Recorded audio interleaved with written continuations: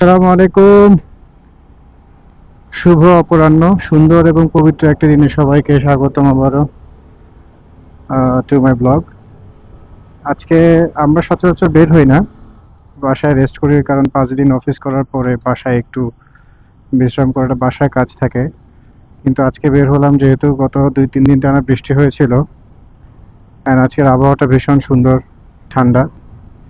So ভাবলাম যে একটু 300 ফিট থেকে ঘুরে আসি, সাথে আপনাদেরকেও নিয়ে যাই। 300 ফিট অনেকদিন যাওয়া হয় না।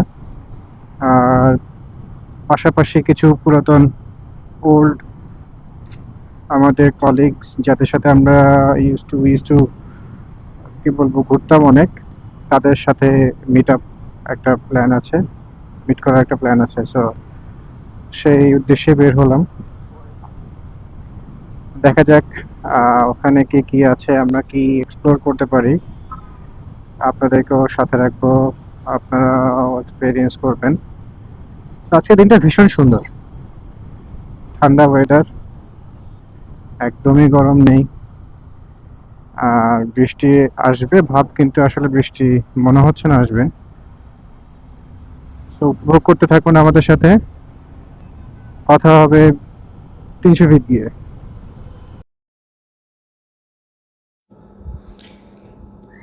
ডান পাশে চারটি দেখে সুকান্ত ভট্টাচার্যের কবিতার কয়েকটি লাইন খুব মনে পড়ে যাচ্ছে। নিশ্চয় আপনাদেরও মনে আছে। কবিতার নাম হচ্ছে হে মহাজীবন। ওখান থেকে চারটি লাইন আপনাদেরকে শোনাই। প্রয়োজন নেই কবিতা স্নিগ্ধতা, কবিতা তোমায় দিলাম আজকে ছুটি, ক্ষুধার রাজ্যে পৃথিবী গদ্যময়, পূর্ণিমার চাঁদ যেন ঝলসানো রুটি। রুটির কথা বলতে গিয়েই মনে পড়ে গেল ক্ষুধা লেগে গেছে। 300 ফিট যেহেতু এসেছি, হাঁসের মাংস এবং রুমালি রুটি খেতে হবে। সো সেই সন্ধানেই আছি, সাথে থাকুন।